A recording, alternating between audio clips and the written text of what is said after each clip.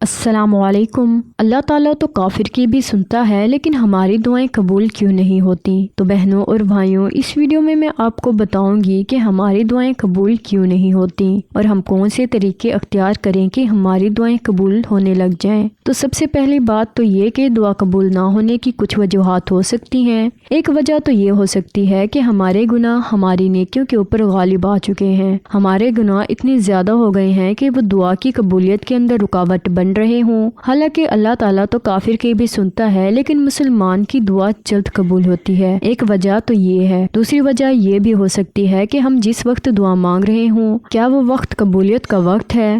بعض اوقات قبولیت کے ہوتے ہیں، ان اوقات میں اللہ تعالیٰ کی طرف سے خصوصی کرم اور رحم ہوتا ہے، خصوصی مقبولیت ہوتی ہے ان اوقات میں۔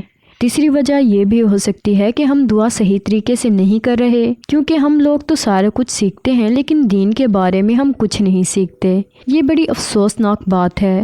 دعا کا بھی ایک طریقہ ہے۔ آپ سوچ رہے ہوں گے کہ دعا کا کون سا طریقہ ہے، بس ہاتھ اٹھاؤ اور دعا کر لو۔ ایسا بالکل بھی نہیں ہے، بلکہ دعا کا بھی ایک پراپر طریقہ ہے۔ اسی طریقے کے اوپر اگر آپ عمل کریں گے تو اللہ تعالیٰ آپ کی دعا جلد قبول فرمائیں گے۔ تو سب سے پہلی بات کہ ہم اپنی عبادات پر زور دیں تو انشاءاللہ ہماری دعائیں قبول ہوں گی۔ اور دوسری وجہ کہ کون سے اوقات میں دعا جلد قبول ہوتی ہے، تو تہجد کا وقت ہے کہ تہجد کے وقت میں تہجد کی نماز کے بعد دعا کی جائے تو وہ زیادہ جلد قبول ہوتی ہے۔ اور اسی طرح فرض نماز کے بعد اپنی جگہ پر بیٹھے ہوئے دو زانوں بیٹھ کر، یعنی تشہد کی حالت میں بیٹھ کر ہی فرض نماز کے بعد دعا مانگی جائے تو وہ دعا بہت جلد قبول ہوتی ہے۔ اور اسی طرح اذان اور اقامت کے درمیان کا وقفہ ہوتا ہے، اس کے اندر اگر کوئی دعا مانگی جائے تو اس وقت میں بھی دعا جلد قبول ہوتی ہے۔ اور تیسری وجہ جو اس ویڈیو میں آپ کو خاص طور پر بتانا چاہتی ہوں کہ ہمیں دعا کا طریقہ نہیں آتا۔ ہم دعا مانگتے ہیں لیکن عام طریقہ نہیں آتا کہ ہم دعا کیسے مانگیں اور ہم دعا کیسے مانگ رہے ہیں، بس ہاتھ اٹھاتے ہیں اور ہماری دعا مکمل ہو گئی۔ مگر ایسا بالکل نہیں ہے۔ دعا کا بھی ایک پراپر طریقہ ہے کہ سب سے پہلے ہاتھ اٹھانے کے بعد اللہ تعالیٰ کی حمد و ثنا کی جائے، اللہ تعالیٰ کے نام لیے جائیں اور اللہ تعالیٰ کو ناموں کے ساتھ اللہ تعالیٰ کو پکارا جائے، اے میرے اللہ، اے رحمان، اے رحیم۔ اسی طرح اللہ تعالیٰ کو اس کے بہت سارے صفاتی ناموں سے پکارا جائے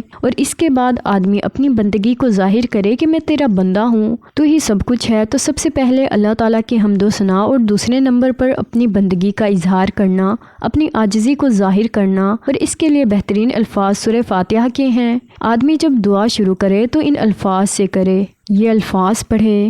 ان الفاظ میں اللہ تعالیٰ کی رغبت کا اظہار ہے اور ان الفاظ میں آدمی کی بندگی کا بھی اظہار ہے۔ اور اسی طرح اللہ تعالیٰ کے آپ کو جتنے بھی نام آتے ہیں، صفاتی نام، آپ ان کو یاد کریں اور ان کو پڑھیں۔ یہ دو کام کرنے کے بعد دوسرے نمبر پر آپ صلی اللہ علیہ وآلہ وسلم پر درود شریف پڑھیں۔ سب سے بہترین درود ابراہیمی ہے جو ہم اکثر نماز میں پڑھتے ہیں، لیکن اگر کوئی درود بھی پڑھ لیا جائے تو وہ بھی صحیح ہے۔ تو میں آپ کو بات بتانا چاہتی ہوں خصوصی طور پر کہ ہماری سب سے بڑی غلطی یہ ہوتی ہے کہ ہم درود شریف نہیں پڑھتے۔ دعا میں حضرت علی رضی اللہ تعالیٰ عنہ کا قول ہے، آپ رضی اللہ تعالیٰ عنہ فرماتے ہیں کہ تمام دعائیں رکی رہتی ہیں جب تک حضرت محمد صلی اللہ علیہ وآلہ وسلم اور آپ صلی اللہ علیہ وآلہ وسلم کی آل پر درود نہ پڑھا جائے، اس وقت تک دعائیں رکی رہتی ہیں۔ تو حضرت علی رضی اللہ تعالیٰ عنہ نے یہ فرمایا کہ آپ اگر دعا قبول کروانا چاہتے ہیں تو آپ صلی اللہ علیہ وآلہ وسلم پر درود پڑھیں، یعنی جس دعا میں آپ صلی اللہ علیہ وآلہ وسلم پر درود نہ پڑھا جائے تو وہ دعا رک جاتی ہے، تو اس کے قبول ہونے کے امکانات بہت کم ہوتے ہیں۔ تو تمام بہنوں اور بھائیوں، ان باتوں کا خیال رکھیں کہ ایک تو دعا اس وقت مانگنی ہے جب دعا قبول ہونے کے زیادہ امکانات ہوتے ہیں، اور دوسرے نمبر پہ سب سے پہلے اللہ تعالیٰ کی تعریف کریں، اس کے بعد آپ صلی اللہ علیہ وآلہ وسلم پر درود شریف پڑھیں۔